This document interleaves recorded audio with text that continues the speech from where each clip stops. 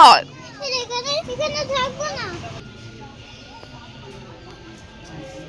মণিমালাস ব্লগে তোমাদের স্বাগত আর অনেক ভালোবাসা। আজকে আবার একটা ব্লগ ভিডিও নিয়ে তোমাদের সামনে চলে আসলাম। সেদিনকে তোজোকে নিয়ে চলে গেছিলাম ডাক্তারের কাছে। না, কোনো শরীর খারাপের জন্য না, ওর একটা ভ্যাকসিন বাকি আছে, সেই ভ্যাকসিনটা দিতে গিয়ে জানতে পারি ওর আরও কটা ভ্যাকসিন ছিল যেটা ডাক্তারবাবু লিখতে ভুলে গেছেন। তো পরপর মাসগুলোতে আবার সেই ভ্যাকসিনগুলো দিতে হবে। তো দেখো, সেখান থেকে খুব তাড়াতাড়ি করেই যাচ্ছিলাম, কারণ আমার বর খুব তাড়ার মধ্যে ছিল, ও এসে আবার ডিউটি চলে যাবে। তো আমি এসে দেখলাম প্রচণ্ডই ভিড়, কারণ ডাক্তারবাবু এসে শুনি ছিলেন না। তো স্বাভাবিকভাবেই যে একটা সপ্তাহ না থাকলে কতটা ভিড় হতে পারে।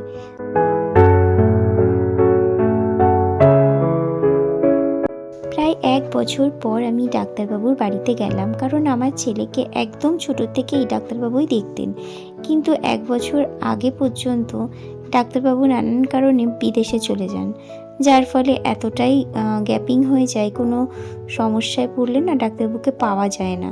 সেই জন্য আমরা অল্টারনেট করে অন্য ডাক্তারবাবুকে দেখানো আরম্ভ করেছি, কিন্তু ভ্যাকসিনগুলো কিন্তু আমরা এই ডাক্তারবাবুকে দিয়েই দেওয়া করাই। তো যাই হোক, তারপর দেখো এত সুন্দর ফুল গাছ, এটা কিন্তু বরাবরই। এবার দেখলাম একটু ফুল গাছটা কম রয়েছে, আগের বারে কিন্তু এই সময় অনেক অনেক ফুল গাছ ছিল। তো যেটুকু ফুল গাছ আছে তার মধ্যেই যা সুন্দর সুন্দর ফুল ফুটে আছে, সেগুলো দেখে আর লোভ সামলাতে পারলাম না, বিশ্বাস করো। চলে গেলাম ক্যামেরা নিয়ে সেগুলো ক্যামেরা বন্দি করতে, আর সাথে তোমাদেরকেও শেয়ার করব, তো তোমরাও একটু দেখে নাও।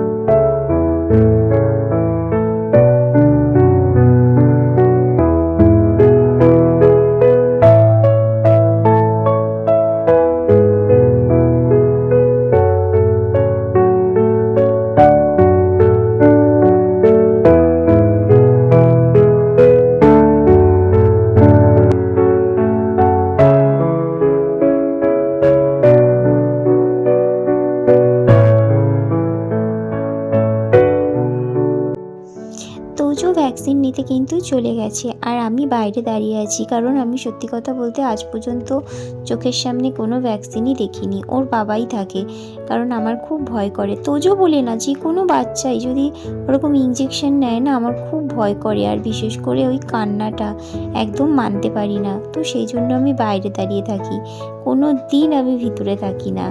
আর ওর সম্ভবত ভ্যাকসিনটা হয়েও গেছে, আর ও বেরোনোর পালা। তারপর ওর রিয়াকশনটা খালি দেখুন।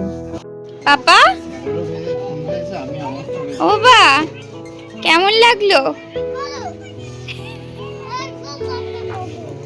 হ্যাঁ, কোথায়?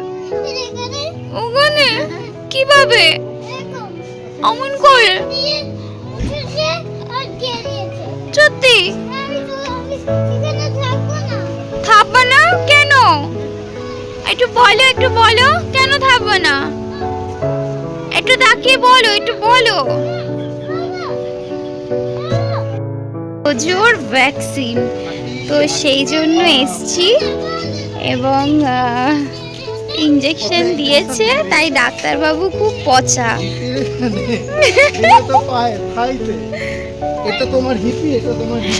এই হচ্ছে কথা। তোজো কিন্তু ডাক্তারবাবুর প্রতি ভীষণ অভিযোগ করেছে যে কেন ডাক্তারবাবু ওকে ইঞ্জেকশনটা দিয়েছে, আর প্রচণ্ড কিন্তু ক্রুদ্ধও হয়েছে। তো নেক্সট মান্থ কী করব জানি না। তো যাই হোক, আজকের ভিডিওটা এই পর্যন্তই রাখছি।